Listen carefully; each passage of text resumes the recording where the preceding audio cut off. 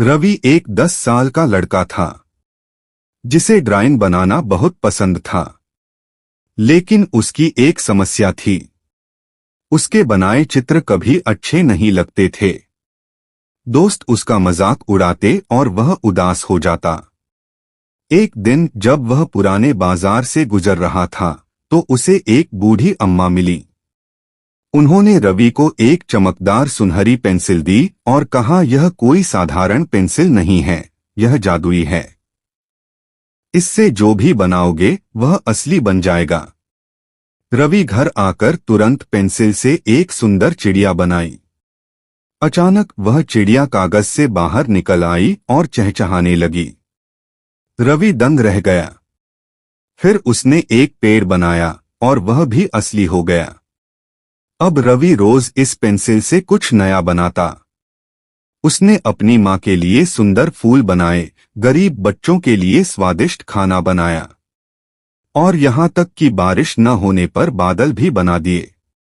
धीरे धीरे पूरे गांव में उसकी जादुई पेंसिल की चर्चा होने लगी।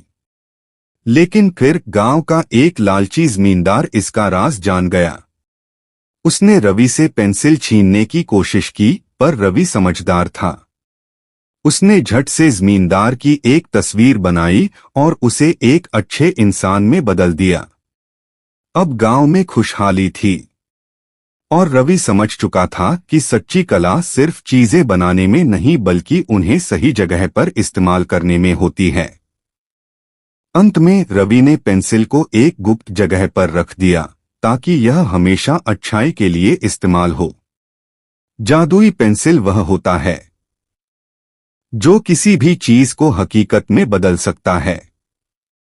अगर आप उससे कोई चित्र बनाएं तो वह चित्र सच में जीवित हो जाए। मान लीजिए आपने एक घर बनाया तो वह असली घर बन जाए, या अगर आपने एक पक्षी बनाया तो वह उड़ने लगे। कुछ कहानियों में जादुई पेंसिल की मदद से लोग अपनी समस्याएं हल कर सकते हैं।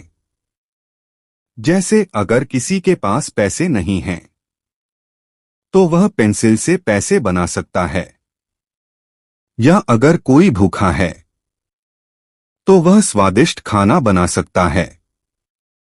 अगर आपको जादुई पेंसिल मिल जाए तो आप उससे क्या बनाना चाहेंगे?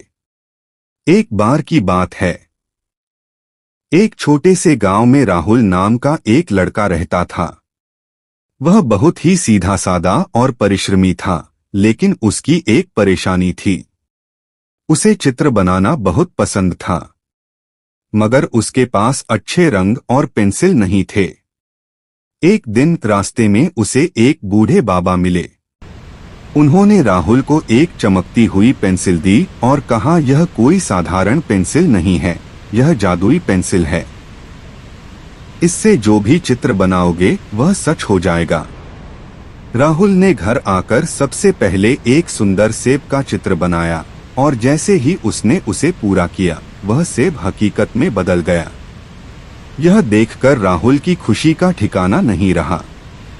फिर उसने खिलौने, किताबें और अपने दोस्तों के लिए मिठाइयाँ बनाई। धीरे धीरे गांव के लोगों को भी इसकी खबर लग गई। वे राहुल से अपनी जरूरत की चीजें बनाने को कहने लगे। राहुल ने कभी किसी का मन नहीं तोड़ा और सबकी मदद करने लगा। लेकिन एक दिन गांव के एक लालची व्यापारी को इस पेंसिल के बारे में पता चला। उसने राहुल से वह पेंसिल छीनने की कोशिश की। राहुल समझ गया कि लालच बहुत बुरी चीज होती है।